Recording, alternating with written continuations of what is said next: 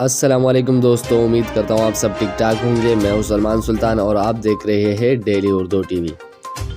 دوستو، Lahore the legend of مولا جٹ 100 کروڑ روپے کمانے والے پہلے پاکستانی فلم بن گئی۔ فلم کی پروڈکشن ٹیم نے دی لیجنڈ آف مولا جٹ کے اسپیشل انسٹاگرام پیج پر فلمی شائقین کو 100 کروڑ کلب میں شمولیت کی خوشخبری سنائی۔ فلم 10 روز میں باکس آفس پر 100 کروڑ کرنے والی پہلی پاکستانی فلم بن گئی۔ انسٹاگرام پر فلم کا ایک پوسٹر شیئر کرنے کے ساتھ لکھا گیا، دی لیجنڈ آف مولا جٹ باکس آفس پر 100 کروڑ کے کلب میں شامل ہونے والی پہلی فلم بن گئی۔